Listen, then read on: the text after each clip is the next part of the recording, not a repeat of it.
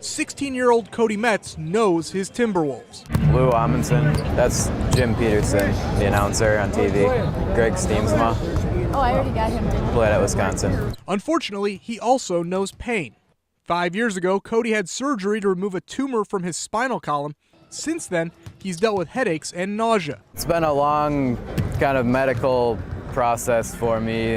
I've had medical issues my whole life, and it was a long process, but I'm here today. Cody had a wish to be a member of the Timberwolves on a road trip, and thanks to Make-A-Wish, that dream became a reality. I found out about a month ago from a video from Kevin Love. Hey, it's Kevin Love from Minnesota Timberwolves. We'd like to invite you to be part of our team in Oklahoma City when we travel there in January. The first part of Cody's wish involved watching a home game with a few perks. You gonna enjoy the game tonight too? Yeah, it's gonna be awesome.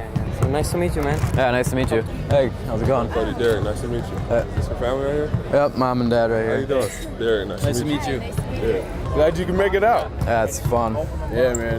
He kind of told me a little bit about your story, man. I'll definitely be in my prayers always. Cody and his friends watched the game from a suite, and even that came with an added surprise. Yo! We got K-Love, homie. What up, what up? We brought you some stuff here. Thanks. I think we got some Wolves gear. All right.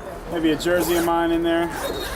Wow, thanks. It just puts everything kind of into perspective and shows you that life is precious, and you can't get too down about a hand injury because people are fighting childhood cancer and stuff like he's going through. After the game, Cody hopped on the team plane and headed to Oklahoma City with the Wolves. You're gonna join us on the plane, right? Yep. Yeah, you can play in cards with us or something like that. Stay away from the card game unless somebody throws money in for you. In OKC, Cody spent time with the team in the hotel, then headed to the arena. Everybody's been great and welcoming, and we've had a great time so far. Cody got to watch the Wolves shoot around before the game, and how about these seats for the game, right behind the bench? And he even got a chance to meet Kevin Durant.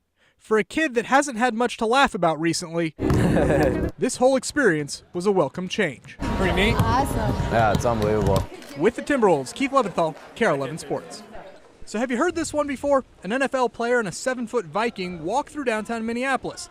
Now this isn't the start to a hilarious joke. It actually happened. It's awesome just, being out on the streets and seeing people excited for the football season. Vikings rookie Harrison Smith wandered through downtown, and he made some lucky fans very happy as he gave away free Vikings tickets. Will you come to a game? Yeah. All right. Awesome. Thanks, man. How we going? For you, definitely. Thank you. Oh, this is a blessing. Can I get those chips? No. For Vikings tickets. You can keep the chips. That's always the best part, just because the kids, they love it. They have a great time, and it's just fun to see them, smile and really enjoy it. But the best story involved a very helpful woman who didn't know who she was helping. We're trying to get to the Metrodome. Metrodome? Yeah, how do you get there from here? In Wells Fargo. I have to get you a map. A map? Is it going to be a long walk? Yeah. Yeah? Like how far? It's way over here. Is it busy on Sundays? Like if I were to walk there on a Sunday, is it pretty busy? I never work Sundays. What do you do on Sundays? I'm at home. At home? Going to church? Go Do you ever go to Viking game? No. Do you want to? Yeah. Yeah? You want some tickets? Yeah? Thank you. You're welcome. Serious? Take 2 of them. Bring everybody. Okay. Do you play football? I do, yes, for the Vikings. So I'm going to use this on Sundays to get to the stadium. Okay. Thank you. He caught me off guard. Are you a big Vikings fan now? Yeah, I'm gonna be, yeah. In Minneapolis, Keith Leventhal, KARE 11 Sports. The last 10 days have been a whirlwind for Rachel Bootsma. Franklin and Bootsma, both teenagers, on their way to London. I was kind of just driving to practice, and I kind of realized, wow, I'm going to the Olympics, and it's really amazing and such an honor to represent the country. Last week, she finished second in the 100-meter backstroke to qualify for the Olympic Games. Now she's back in the Twin Cities, surrounded by her friends and family. It's been crazy. A lot of text messages, a lot of Facebook, a lot of Twitter, a lot of emails, and yeah, it's a lot, but I appreciate it all. And I do read every single comment, and I just don't really have time to get back to it all, but I do read it, and it means a lot to me. For Bootsma, the outpouring of support from Minnesotans has been huge.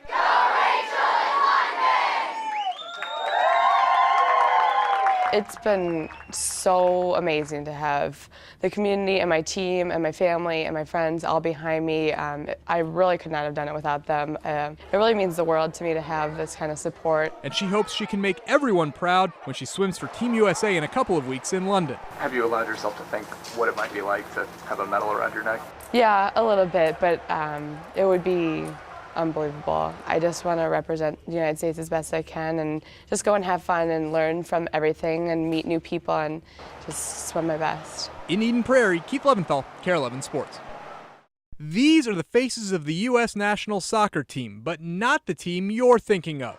This is the U.S. national Amputee Soccer team. The guys I play with are phenomenal players, and they're phenomenal people. For me, it's just an honor every time that I step on the pitch. The team is doing a series of clinics and demonstrations around the country, including one in the Twin Cities, but they're not just showing off their skills, they're letting everyone see firsthand how tough this sport is. I like seeing the looks on people's faces when they realize it's not quite as easy as everyone out here makes it look, because we didn't just pick up a pair of crutches and it didn't just happen. It was pretty tough because you got to keep one leg on the ground each time, and if you use your other leg, then it's a handball. It was way harder than what I expected, for sure.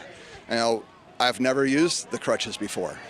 I've never ran around on one leg before. But there's a bigger message for fans to take home than just learning about a different way to play soccer. You can do anything that you want, and we hope that we can portray that to them and not to let anything get in their way of really what they want to do. Soccer, athletics in general, can bring people together and take down barriers. That's the reason sports are so important to me, because it kind of makes me a normal kid again. Instead of that one-legged soccer player, it's that good soccer player with one leg. And after less than an hour on the pitch, it's clear the U.S. team has left their mark. They're really good. They know a lot of moves, and I don't know how they play like this, but it's pretty hard. I think they're incredible. They're gifted, and they have skills that are above and beyond, I think, some regular soccer, two-legged soccer players. In Blaine, Keith Leventhal, KARE 11 Sports.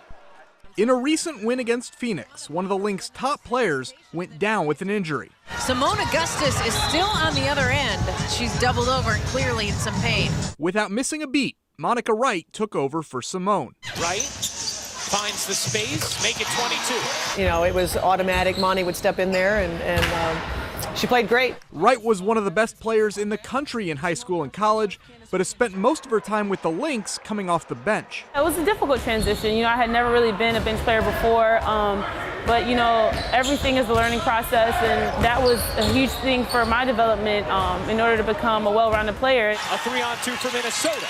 And Wright cashes in. Wright could start for almost any other team in the league, but for her, the game is about more than that. You could have that perspective, but then that would be a kind of selfish perspective, and that's not me. Monty strikes me as the type of person that where she is, the quality of people, winning. You know, those things I think are of paramount importance. So I think Monty fits that mold of a really smart person that recognizes what a great situation she has. Recently, Wright made some national news with her engagement to Thunder star Kevin Durant, and she's using basketball as an escape from all the prying eyes. Basketball is kind of like my getaway, you know, mental getaway, and I'm sure it's like that for every basketball player. You know, once you're on the court, that's all that matters, is what's on the court. You don't even know what's going on the outside. But how easy is it to actually forget about all those distractions? When you really want that getaway, yeah, it's easy. At Target Center, Keith Leventhal, KARE 11 Sports. 1 year ago tomorrow, Paul Deutsch, a 51-year-old rec league goalie, signed with the Wild to be their emergency goaltender. Deutsch didn't get into that game, but it got the Wild thinking about who their next emergency goalie would be, and they used a neat competition to try and get an answer.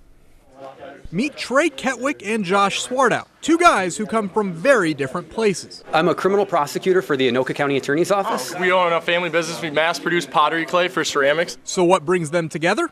The chance to be the emergency goalie for the Wild this year.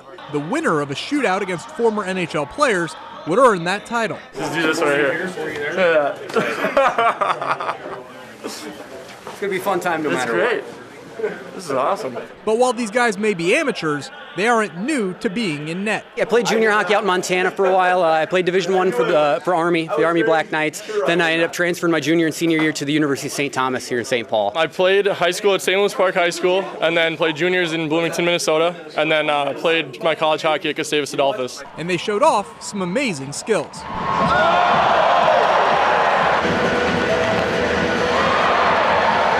Both Ketwick Hartwick and Swartout gave up goals on the first 2 shots, then stopped the next 9 they faced.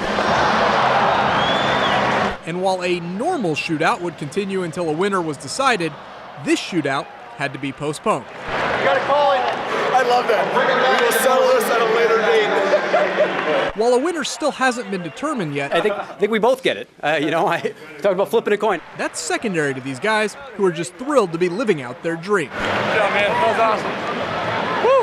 Yeah, baby, that was awesome. Just meeting the guys, being out here, getting the chance to ever even be affiliated with it. Seeing my name on a jersey is something I can't say I'd ever imagined in my life. This is a dream come true. It's been awesome already. I can't thank the guys enough for putting this on. It's been a great experience meeting Trey and meeting all the other guys. It's been perfect, and to even, like you said, see the name on the jersey, it's just kind of surreal. And I mean, if it happens, it's great.